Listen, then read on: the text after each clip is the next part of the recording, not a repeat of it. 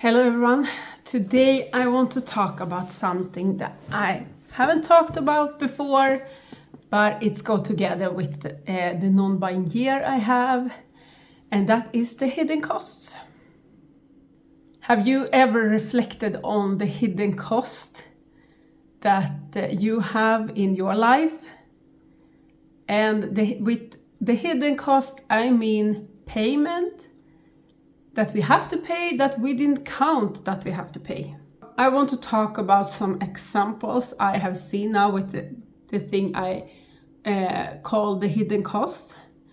And the first example I want to talk about is now when I bought my new computer in the end of last month, I realized something who is different from when I bought my last computer 11 years ago. And the difference is that when I bought my computer, I did know that I have to buy Word, Excel, PowerPoint to the new computer. But the thing is that I didn't know that I have to buy this to be able to use my email. And the problem who come up on my new computer, it was that it stand that I had too little memory to use my email. And they give me 5 gigabytes, and the more I deleted, the less memory I had for some reason.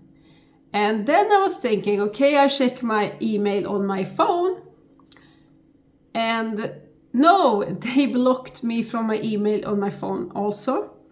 So I was like, okay, I take my old computer who almost don't work anymore. And I was thinking, I have paid for Word, Excel, and PowerPoint to that computer. I have the program there, 365 Family, I think the program's name is, by Microsoft. And they blocked me even from that computer, even if I paid the program to that computer. So I had no choice, because I couldn't send an email and I couldn't get any email until I paid the price. And that was a cost of around 800-900 Swedish krona. And I didn't count that I have to pay for this. So now I sit with a computer that cost, it was extra price, so gonna pay around 6,500 for it. Then I needed to pay the program to fix editing to YouTube. And now I also sit here and had to pay this to use my email. And that is what I call a hidden cost, because I didn't know it's this way. Okay, it's also up to me to actually ask about this stuff, but actually I did. I asked in the store, and I told the woman who worked there, who sold me the computer, that I need Word on my computer. And she told me we are out of that, and you have 2 different options. You have one who called Home, I think it was the name Home over that program. And then I paid just one time, and I had Word, Excel, and PowerPoint. And then I had this Family, 365 Family, and then I pay this every year. And she was out of this one who called Home, which was really good, because then when I was going to pay for this, I noticed that if you have this Home and pay just one time, I think it was 1,600 Swedish krona, and you can use this the whole time and you don't have to pay again every year, then you can't use your email. Really happy she didn't have this in the store, because she didn't tell me that I can't use my email with that program. And I was thinking, why pay 900 Swedish krona, around that, every year if I can pay 1,600 and have this forever until the computer not work anymore? And no, It's not like that. So over the cost I already gonna pay for the computer, I also had to pay for this. And that led into the next thing. I didn't count that I need to pay for a new computer. So I took this on like, it's not with extra fees to pay it, but it is like monthly payment, and I'm gonna pay only the computer. But then I realized one thing who also is I think a hidden cost, because when you buy it like this, you have to pay, I think for me it's gonna be 300 krona extra to actually be able to pay this little every month. We see if I pay this in 3 months or 6 months, I don't know. But I'm gonna pay this fast anyway.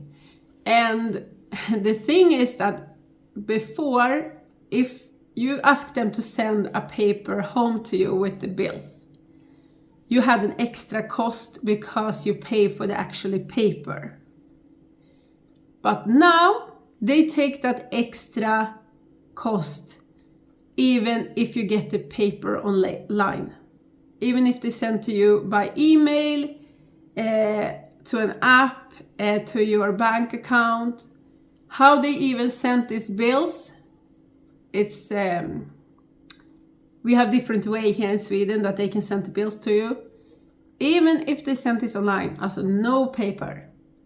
Now they put that extra cost over this. So this is also a hidden cost I didn't think about. And it's like paying on the payment. Another thing I also noticed who made me quite upset actually. If you have any idea how I can come around this, please let me know. But program for virus on the computer. I had the same company who protect my computers, and I had the same company for many years. I'm not gonna say the company. But now they start with something new that I never see before. I pay this every year, and now it come up to my new computer. If you want us fix the problem we find, you have to pay more money. What? I already pay. Every year I already pay. Why do I have to pay more money so they fix the problem also? And I don't know if you're thinking like me, like how many problems can it be on a new computer?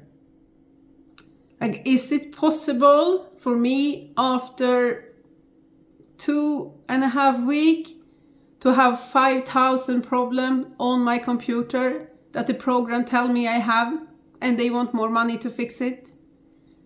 I don't think so. I also noticed something who was before, and I don't know if it is like this now. I think maybe here in EU they took this away, but I'm not sure. But before, when I order, especially when I order stuff for my wedding a long time ago, 8 years ago, when I order from another country, far away, and they sent the stuff to Sweden, and I needed to pay for the taxes before I could get the stuff out. And I think they changed that because I haven't seen that the last couple of years. But that is also some extra cost who can appear that we don't think about, that we have to pay for extra taxes. So we can take the package out from the terminal when they bring this in from another country. Also something I see here in Sweden, I don't know if it's only here in Sweden or this is in other country, but for example, my son, he plays floorball, and I have to pay for his floorball. But I can't only pay for his floorball, I also need to pay for the membership in that community. So that is also, I think, like maybe not a hidden cost because you know that when you sign up, but more like a cost over a cost. Like it's so much money you have to go out for everything you do and for everything you buy. Also something funny here in Sweden, I don't know if you have this in your country either, but here when we work we save for the pension. Or it's more like the company put away money for the pension. And you pay tax over that money. But then when you are old and you get this money out, you pay tax again. So you pay tax twice for the same money. And that is so sad to say that, but people who work their whole life full time barely have money to put on the table because the pension is so low. If you save money and the money grow, you also have to pay on the money who grow. You pay tax on that. And that's not a hidden cost, but it's a hidden cost in that way that you don't know how much you have to pay.